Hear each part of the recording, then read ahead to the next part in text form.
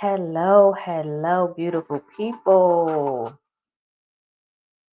How are we doing? We are going to let people come into the room. Happy Wednesday. Welcome, welcome, welcome.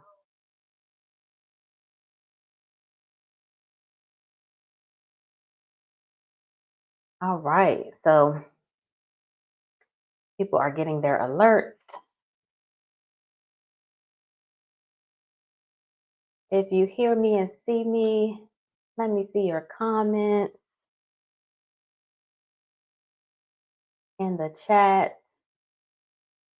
How are we doing this lovely Wednesday?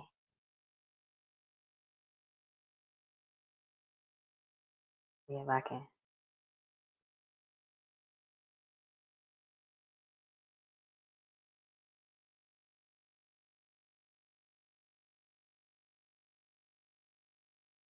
All right. Let me see you in the chat. We are going to get started. Locked in. Thank you. Happy to be here. I can see you and hear you. Thank you. Thank you. I'm not sure who this is. It said locked in. Send me your name. It just says LinkedIn user. Susie, thank you. Happy to be here. Beth, happy hump day. How are you? Yes, we are going to get started. Come in the room, women. I'm excited to have this conversation for us, by us, because it is a well needed conversation. And so we're going to definitely get started. I'll introduce myself, Christy Venable, the CEO of Smile Therapy Services. I'm a licensed professional counselor by trade. Smile is a mental health and wellness consulting firm. We really focus on improving workforce culture through a host of things, but mainly through preventative mental health and wellness solutions, leadership development trainings, conflict resolution mediation services, and we just started doing wellness retreats. And so our goal is to really put the interventions and solutions in place so that your employees could be well, they can be engaged, they can be productive, so that you can actually retain them, but also having them work at their capacity. Thank you. She said it's Tasha. Thank you, Tasha. So I am definitely excited to have this conversation because it's needed, and there's so much going on right now. And so I wanted to just lend space to that. Thank you for coming. I know it's so much going on personally, professionally in the US, right? It's so much you have to just kind of laugh from keep from going insane at this point. But we are going to get this conversation started. Please utilize the comment section. If you have any questions, comments, I'll be highlighting them throughout the presentation. So let's get started. I have a handy dandy.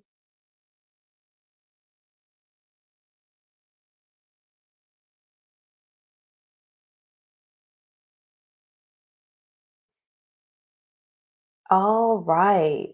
Um, so today we are going to be discussing the invisible burden.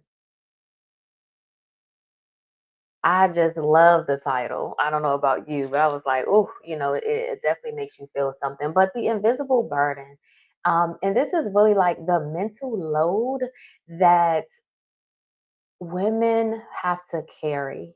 Um, and it really impacts us day in and day out. However, we just keep pushing through. Right? We keep pushing through. And so when we talk about this invisible burden or this mental load, we're really looking at the unseen cognitive and emotional work that's disproportionately carried by women, right? And then its impact on our mental health.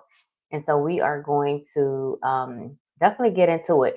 And let me know in the comments, just hearing that the invisible Berlin, the mental load and its impact on mental health, women's mental health. What came up for you? I just want to see some different comments in the chat, and I'll give some space to that as I move forward.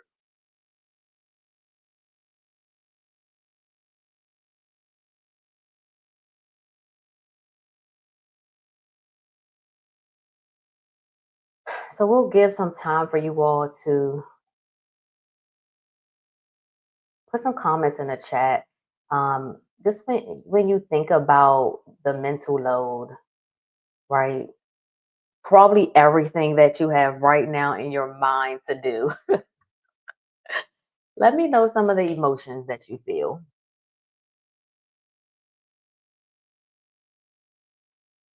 What are some of the emotions?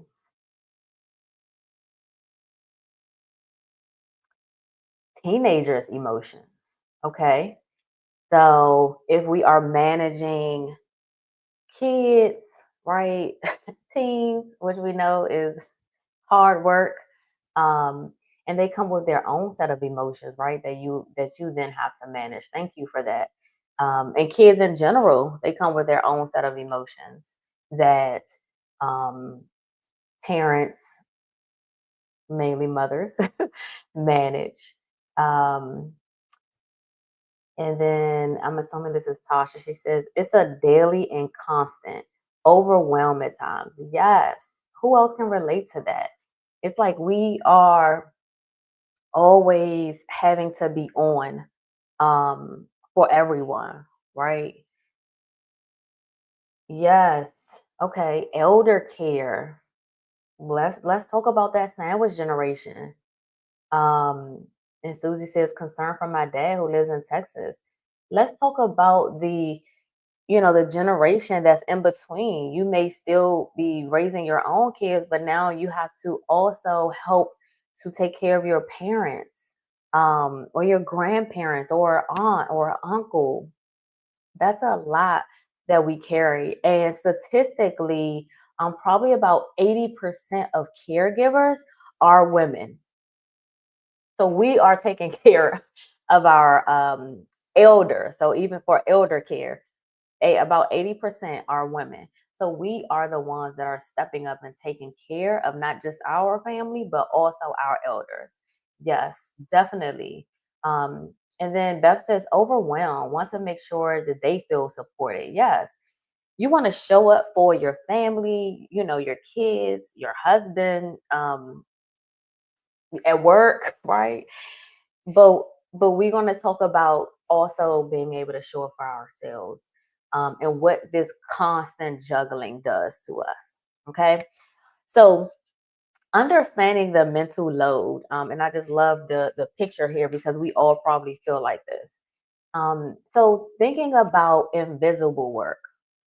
So that's the cognitive and emotional labor that really goes unnoticed, right? It's you thinking and planning, and we get into that beyond the physical task. So you're planning, you're organizing, even anticipating needs, right?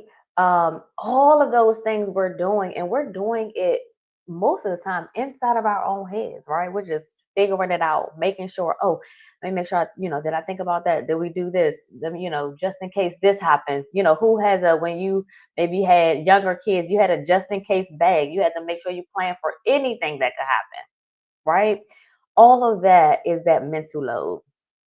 Um, let's talk about these gendered roots that really goes into that deeply embedded traditional gender roles, right? And societal expectations. Um, and I'm gonna be honest, I hate it. I hate it. I think that, we are in a time where we have to redefine gender roles. It can't be that the women have to do everything in the house and they don't have to work, have to take care of the kids, how to do this, how to do that. So that also plays into this mental load that we are referring to. And then Susie says, tiring to stay positive for other people. Yes, we try to make sure that we're in a good space, right? That everyone has what they need, that they're okay. Um, but then who makes sure that we're okay, right? As the women. So thank you for that. So this mental impact or mental health impact of the constant juggle, constantly thinking through all the things that we have to do, thinking through all the needs that people have, thinking through trying to anticipate what could be. Oh, did you do this? Did you do this? Right? Keeping that to do list for you, but everyone else maybe. This is the impact. So 73% of cognitive labor. This is saying that women usually carry, so 73% of women usually carry the cognitive labor in the family, making sure that people do everyone get their doctor's appointments? Did everyone get their dental appointments for the year? Did I schedule this? Did we do this? Did we make sure we sign up for this on time? Women, we are the ones that are managing that. But what are some impacts? Severe stress and anxiety. We're twice as likely to experience severe symptoms. So not just we're stressed or, we have some, but we are on the severe level, right? Um, and then sometimes it can really lead to that decline of in your relationship because, I've had friends, colleagues who felt like they were doing everything married, right? So you're married, with kids, but it seemed like you are the main caregiver to make sure everything is in place. That sometimes puts a strain on your relationship because then you start feeling some disdain for your husband or wife or whoever your partner is, and so that satisfaction declines, right? And then you will maybe start having some connection issues because you feel like you're doing everything. And especially in the relationships where the a male may be the breadwinner. And so, the wife is doing, whether she stay at home, whether she still works, but she really manages everything else. So relationship strain is definitely one of them as well. And then a risk of burnout, right? How many of us feel like we are exhausted, right? We are just mentally and emotionally exhausted. And then that leads us to the point of burnout. But remember, if we are burned out, who's going to do all the things that we've been doing, right? Because when you have burnout, you're not as motivated. You lack motivation. You really have a difficult time completing your normal tasks.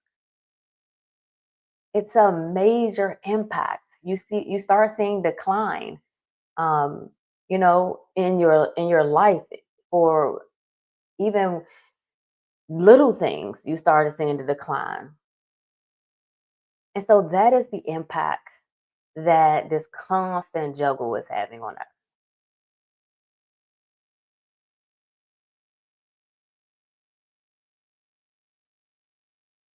And so, emotional labor breakdown. So just to kind of pinpoint some things that we are constantly juggling. So household management, coordinating schedules, appointments, daily logistics, the family logistics, who needs to be where at what time, making sure everyone gets there, anticipating needs. So, we're already thinking about how, what could happen, how this could impact us, what we should do after that. We're already anticipating, right? But that's a piece of that emotional labor. And then social connections. So in addition to you trying to manage your personal life, whether you have kids or not, manage your, personal relationship with your spouse, manage your work life. You also have your extended family and these social connections and friends. that you're trying to make sure that you have some time for. So that's another piece. And then we have the emotional regulation. And so Beth actually spoke to this earlier. She mentioned teenager emotions, managing our family members' feelings, right? Providing that emotional support for them. All of those things tax our own emotions.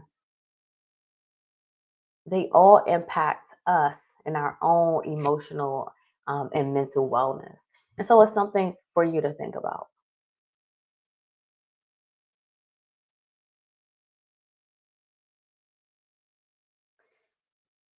And so looking at some both workplace and personal challenges um, that women have to deal with. So this statistic was very interesting.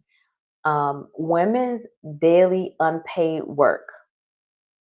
So 3 to 6 hours for women in particular are spent on household management, care work, right? Taking care of family or whatever. Um, and then what else is unpaid? The constant mental tracking of needs and schedules, right? That's something that we have to do. Well, let's compare that. On average, for men's contributions, 30 minutes to 2 hours on similar tasks as it relates to household management and care work. And they're often focused on specific assigned responsibilities, right? Instead of having to manage everything, you know? Um, so that's definitely, we see that is a big difference, a big difference. And then we have this have it all pressure, you know, let's raise our hands. How many of us are dealing with that, feeling like we want to be able to have it all, excel in our career, have this great family, be the best parent, be the best spouse, be the best friend, um, try to have it all, but what pressure does that put on us, right? And then this little societal accommodation for this impossible standard. I think that society, especially here in the US, they put too much pressure on what a woman should be and how you should do this and how you need to be this way. Well, is that really realistic? Mm, And what's your thoughts on that? Let me see you in the comments. Is it realistic um, to have it all in a sense? Maybe, maybe not, right? What exactly is work life balance, right? And so, one thing I know that I had saw, and I can't remember who it was, but it was um, an actress, I believe, who spoke on work life balance. And, she basically said it's not about having an equal balance, it's about um, knowing when you need to put in work in a specific place. So you may have, this week you may need to put in more time for family, right? So that means less time for work. Well, next week you may have to put in more time for work, less time for family. So it's not about making it 50-50 even, but it's about balancing the way it needs to be. Okay. So that's kind of how we should look at work life balance. Um, and Beth says no. So I'm assuming that she's saying, no, we cannot have it all. Is it realistic for us to be at 100% with all of these things? She says no. Um, Donna, hey Donna. Donna says it is not realistic when it's someone else's expectation. Love that. Thank you for that, Donna. Love that. Susie says realistic? No. Possible? Yes, with time and planning. Thank you, Susie. I love that. Um, I love it. Yeah. It could be possible for you to have all these things, but sometimes, depending on what's going on, you may have to put more work in, for different areas. So we don't want to put all that pressure on ourselves as women. Um, Definitely not. Let's not do it. So I want to make sure that we have some strategies. What are some strategies for redistributing the mental load? And I think we have to make sure that we are not just doing this, but being intentional. Okay. And we have to have um, a spouse who supports us. So open communication, it's a must. Express the invisible work. So really talk to your spouse about how you're doing, how you're feeling with carrying everything, this kind of, invisible workload that you have. Create that awareness so that they can, one, be aware, but then two, say, okay, how can I support more, with all of these things? And then let's challenge the gender norms. And so it shouldn't be that, because you're the woman, you always have to cook. No, well, hello, men can cook as well. They can make sure that the kids eat as well. They can make sure the family eats as well. Um, and so, how do we kind of trade off some of the household managing of duties? And so, in some relationships, it's great. Some men, they do cook, they love to cook. And so we want to make sure that, we really are evenly managing together. And so equitable sharing, right? So both the physical and the cognitive responsibilities. Let's share all of those things. You shouldn't be the only person stressed out because you guys about to miss this doctor's appointment, right? So let's share that. And then let's establish some boundaries. I think we as women, and everyone could, but I think we really have a tough time with not just creating the boundaries but sticking to them, because we said, oh, it's just this one time, oh, okay, I'll do it, but at what cost? If we are always bending over for everyone else, at what cost to ourselves? So let's make sure that you're really looking at, how am I implementing my self-care, right? How am I refilling my cup? Yes, I have to take care of the family, but what am I doing during the week to replenish everything that I'm putting out? What am I doing? Right? So let's make sure that you are being intentional about that. And here's some practical implementation. So, let's validate the mental load as real work, and it requires real energy, right? Just because you maybe can't see it doesn't mean you're not actually working. It's an emotional toll and load for you. And then, let's really talk through and create that plan with your spouse on how we're going to share that load. And then if you need to, let's use some, project management tools. Let's use something, we have this family task board here. Let's make sure it's written down so we can see what each other has to do, right? Because when you see it, then you can really understand it more. And then let's foster a culture of shared responsibilities. Let's teach our sons about also helping to manage, the workload as it relates to taking care of the home, and not put everything on our daughters, right? We don't get all the way into that, but that's a real thing. That's why many of us are the way that we are, because we were taught as the, females, this is what you need to do. You need to learn how to cook, how to clean, this, that, and that. Let's teach our sons the same thing, so that they can break this generation of men who feel like everything should be the woman's job and all they have to do is work. Okay, let's do that.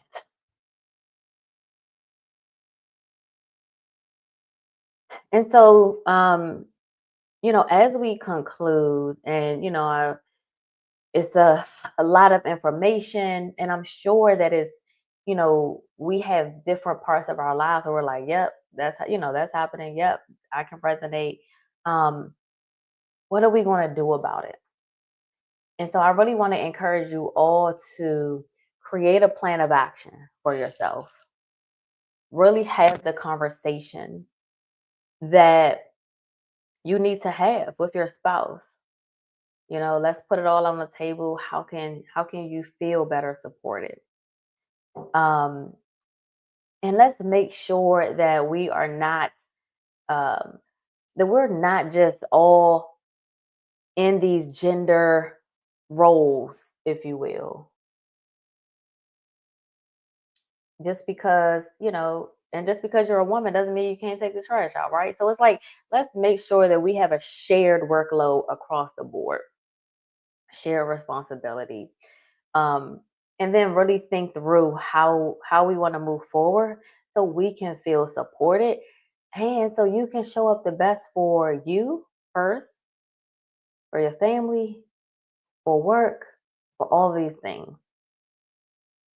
And so let me know. I want to, hear from you all in the comments about, one, what are some things that you feel like you can do so that you can create a more equitable time in your current life, right? With your family. What are some things that, as we have now went through the slides, you think, you know what, I can start by doing this or doing that, doing more of this.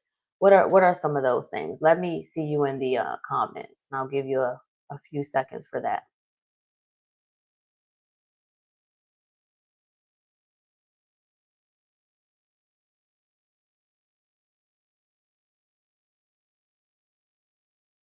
What are we going to do differently? What are we going to do differently? And then what are some of your takeaways from what we have just discussed? Let me see you in the comments. So what are we going to do differently to really um, manage things better, whether it's at home, whether it's at work? What are we going to do? Thank you. Susie says, pulse check, pulse points. Thank you. Check ins with family members or other women. Take a 5-minute daily reflection walk to help you breathe and refocus. Yes. And we don't understand how important a quick breath exercise is. You taking a mindful moment, um, you just taking a quick walk. The weather is definitely getting better. Well, if you're over here on the East Coast, weather is getting better. Sun is coming out. Take 5 minutes to just give yourself some space to get some sun, which boosts your energy. You get walking, that helps to increase your mood. All of those things are super positive. Thank you, Susie. That was great. And then the check-ins, getting your pulse on things so that you can better manage or you can stay ahead, right? Of what's going on. Thank you. Those are um, great tools and tips. And then I believe this is Tasha. She says, family meetings to check on each of our experiences. I have 3 adult daughters. Yes, I want them to model the right actions, and I will continue to practice self care. Yes, yes, and yes. If you haven't already, and I'll put it in the chat in a second, you can definitely get my self care workbook. It helps you to assess yourself in the 8 dimensions of self care, and it helps you to create a self care plan.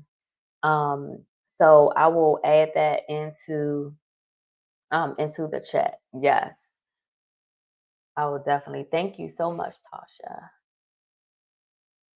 All those things are definitely what's needed. Definitely what's needed. And so keep putting your responses in the comments. And let me know, do you have any questions? We're about at the end. What questions do you have that I can answer for you? Also, reach out to me if you need additional support for your staff, if you're a leader and you're looking for some wellness workshops, some leadership development training, some emotional intelligence training as well for your staff. You know, we are definitely looking to bring on new clients.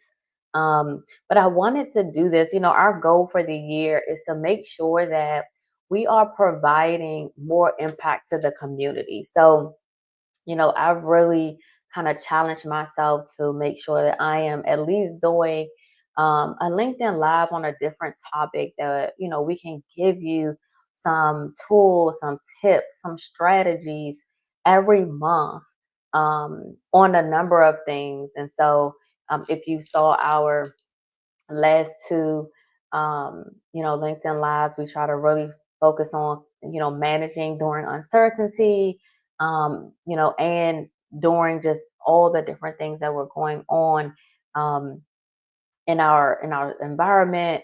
And then we did something specifically for the Black community for February. So we'll definitely be back in April. April is Stress Awareness Month. So let's get these self-care regimens in place so that we can really manage. And right now, it's so much going on. You know, I was just talking to someone. I'm like, I can't even turn on anything without seeing another thing has happened. Another thing has happened. Um, and so, how do we protect our minds? How do we protect ourselves? Because you know, everything that's going on, it can really drive us um to a different place. So let's make sure that you are putting those boundaries in place to support your mental health and wellness. um you know, just as we manage both personal things, professional things, but then everything that's going on in the US as well. Let's make sure we do that. So if you have not scanned, you can scan the QR code. Let me know how you like this presentation. And then you can give me ideas if you would like us to present on something specific for our monthly LinkedIn Live. Let me know. Also, just follow us on, you know, follow us on Instagram if you have not followed us on Instagram, and keep track. I'm going to be announcing some things that we have forthcoming. Actually, I think I'll maybe put it out tomorrow. But we have a mental health app coming soon. And so you are going to want to sign up to get on the listserv so that you can be the first ones to know, first of all. And then we'll also give our listserv a special discount when it is actually out. So the goal for us is just to really support people 24/7 with different mini on-demand videos, you know, such as this one, different resources. We also have like a section there for leaders. So we wanted to just really have a space where we can support you in a range of different topics. And then we'll have a community as well, where you can share. We'll be doing challenges. It'll just be a space where we can really kind of process, um, you know, our emotions. So definitely looking forward to dropping that in April. So stay tuned for that. And if you let me know if you have any other questions, I'll hang tight for a few minutes. Thank you so much for everyone who joined us. I truly, truly appreciate it, and appreciate your engagement, um, to everyone that is here. And let me know if you have just any other, you know, issues or thoughts as it relates to this topic in specific. And if you are in need of any wellness coaching, reach out. Um, Reach out. We have some spots available. So definitely reach out to me. I'll wait for a few seconds just because I know LinkedIn is a little um, behind in on the video just to see if you all have any other questions, comments, or thoughts at all.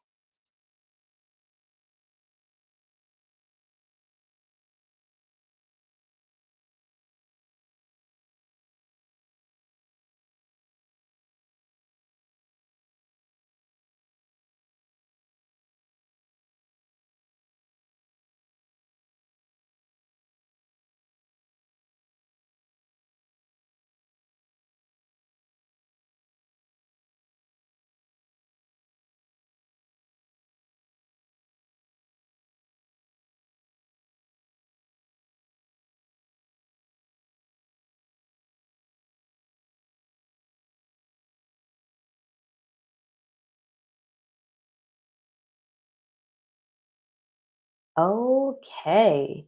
Well, we are going to wrap it up. Thank you all so much for joining. Um, Thank you, Susie. Thank you. Sometimes we're on autopilot and don't take the time to slow down. This help. Thank you. I'm glad it was helpful. And that's the goal. The goal is to, definitely just support you all, as best we can, with our bite size information and tools and strategies. So thank you. Thank you. Look out for our next LinkedIn Live next month. I don't know exactly what's going to be on yet, but I'll definitely put it out and make sure that you all get it. So have a great rest of your day. Make sure you scan the QR code to give me some feedback, and I'll definitely, have the information out to you all on all of our upcoming offerings. Thank you, Tasha. Tasha says this was great and right on time. Thank you. I'm so glad you enjoyed it. So you all have a great rest of your day. Try to take a 5-minute breather in between to help calm your nervous system, or take a quick walk, right? To help improve your mood. Until then, I will see you guys next time. Please be safe, and have a blessed rest of your week. Bye.